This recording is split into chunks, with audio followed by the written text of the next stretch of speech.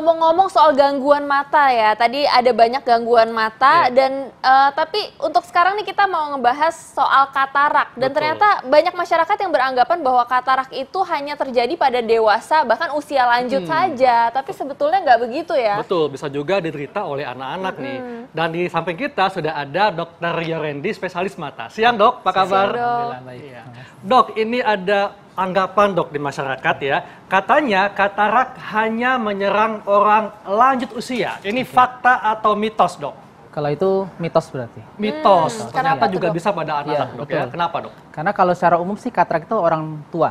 Iya. Cuma tapi ada beberapa kasus, misalkan karena komplikasi penyakit atau dia saat lahir ada masalah, bisa muncul katarak juga. Oh, Seperti jadi penyakit itu. bawaan juga dok, Bawaan juga kongenital bisa, ya? bisa juga kongenital.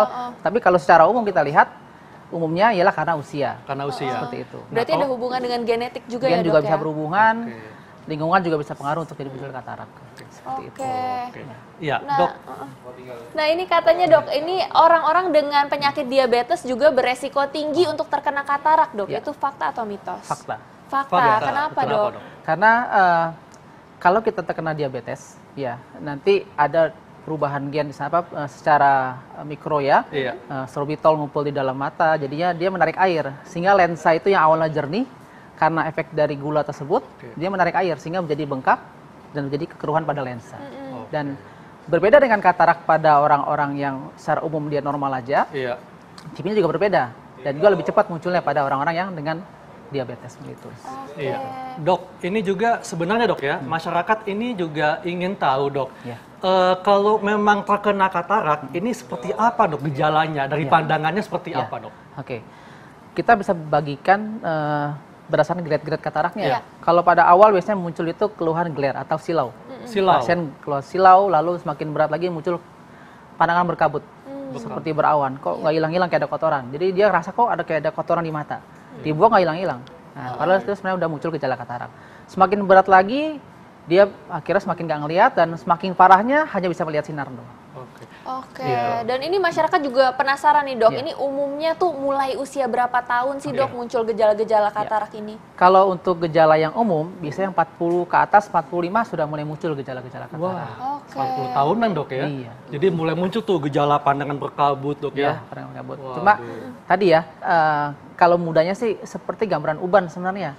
Ya, uban itu kan sebenarnya teorinya orang usia tua akan Iya. muncul. Tapi nggak semuanya muncul. Ada usia 50 tahun baru muncul uban. Jadi tergantung bagaimana pola hidup dia, lalu bagaimana dia pola makannya. Lalu ada nggak keturunan dari orang tua yang juga salah satu faktor untuk munculnya katarak. Oke. Iya, dok kan tadi katanya gejalanya itu awalnya seperti ada kilatan dok, ya, silau ya, Ya, silau. silau, ya. Nah, ini ada anggapan yang mengatakan bahwa orang dengan katarak tidak kuat melihat cahaya terang. Ini Ya. fakta atau mitos dok? Betul, itu fakta. Fakta, kenapa Iya. dok? Karena logika seperti ini. Ketika lensa itu keruh, ya, lensa itu ibarat media, dia buat media refraksi untuk media penglihatan kita. Kalau misalkan dokter Haikal ya, bawa mobil nih, lalu kacanya agak kotor, habis hujan, berdebu, kotor. Lalu malam-malam bawa mobil dengan tanpa dibersihkan dulu kacanya. Wah, gak nyaman dok. Silau kan? Silau, nggak Sama enak. gitu juga. Oke. Jadi ibarat karena lensanya sudah mulai keruh, jadi sinar yang masuk jadi dipecah sama kataraknya. Nah itu munculnya pada gejala awal dok atau misalnya sudah Iya. katarak Iya. berlanjut baru Iya. ada silaunya dok? Itu di awal-awal muncul gejala Di seperti awal. itu. Oke. Makanya kadang pasien itu keluarnya, dok saya kok nggak nyaman ya kalau malam-malam bawa kena sinar matahari, kena sinar lampu dari mobil lain seperti itu. Oke. Nah dok ini ada lagi nih dok, fakta atau mitos katanya terlalu sering memakai obat tetes mata ini dapat menyebabkan katarak dok. Ya, Ini oke. fakta atau mitos tapi jangan dijawab dulu dok. Sesaat lagi tetap di Ayo Ayo dok Sehat. sehat.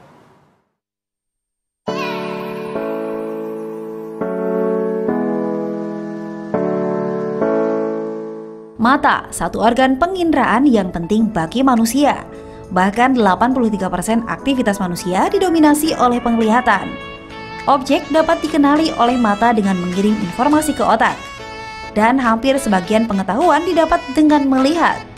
Selain itu, manusia dapat memberi respon terhadap lingkungan seperti melihat suatu kejadian. Itu sebabnya menjaga kesehatan mata merupakan hal yang penting dilakukan. Lalu, apa saja aktivitas yang dapat merusak mata? Mengucek mata.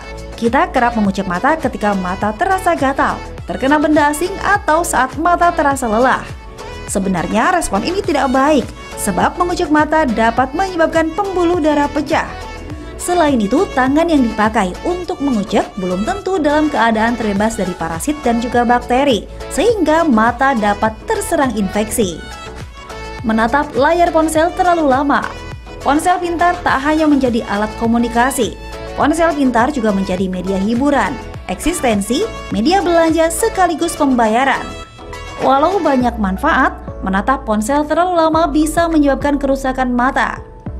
Sinar biru yang dihasilkan pada layar ponsel dapat menyebabkan kerusakan pada retina mata yang menyebabkan rabun. Pemakaian obat tetes mata. Penggunaan obat tetes mata cukup efisien untuk mengatasi mata merah.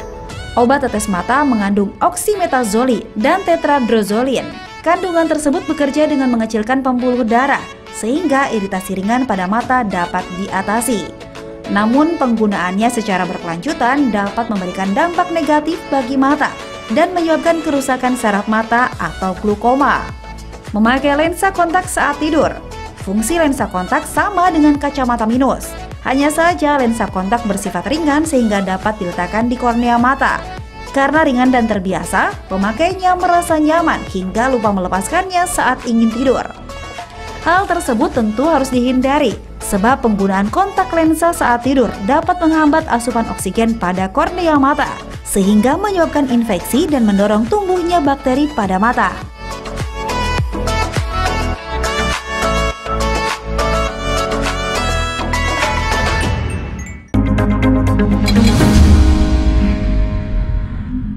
Ini tapi ngomong-ngomong tadi ada pertanyaan belum dijawab nih dok. Ini soal mitos atau fakta kalau penggunaan tetes air mata itu bisa menyebabkan katarak dok.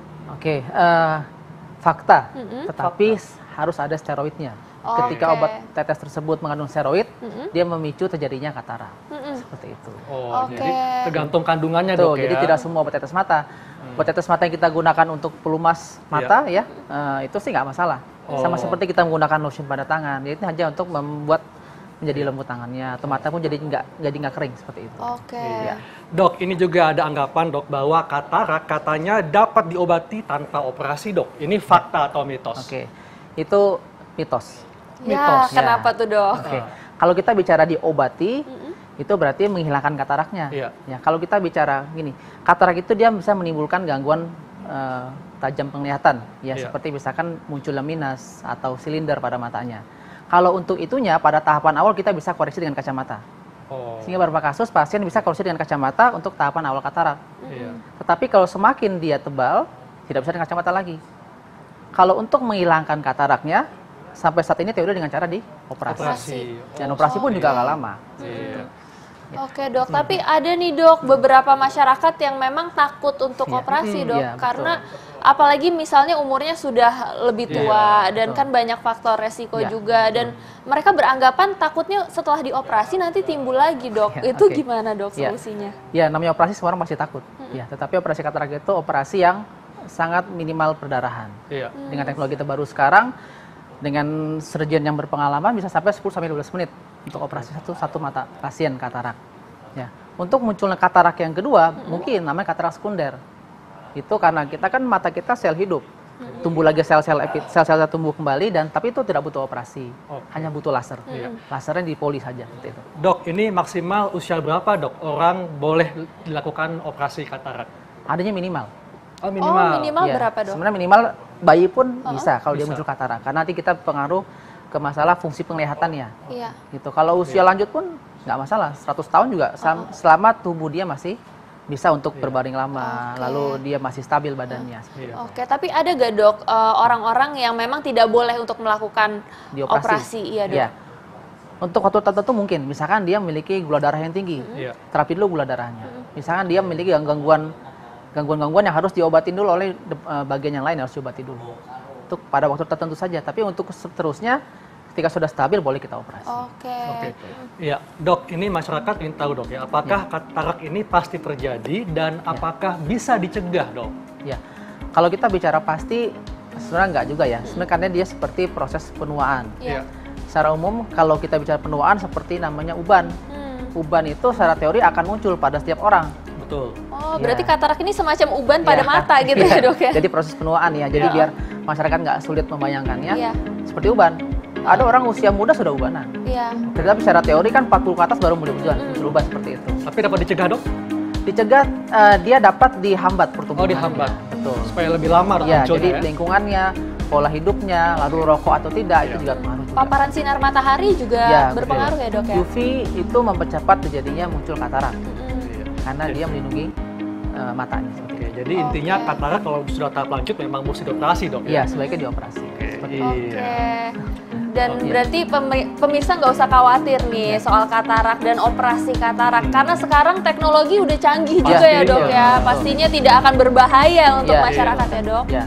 Dengan berdoa lalu operasi dengan baik, insya Allah hasilnya juga akan bagus. Oke, baik dokter, terima kasih penjelasannya. Ya, dan tidak terasa nih pemirsa sudah hampir 60 menit kami menemani Anda. Dan jangan lupa nonton terus ya Ayo Hidup Sehat setiap hari Senin sampai Jumat jam 1 sampai jam 2 siang live di TV One. Dan kami pamit, satu Hekal. Saya Dr. Sheila Salsabila. Indonesia, Ayo Hidup Sehat.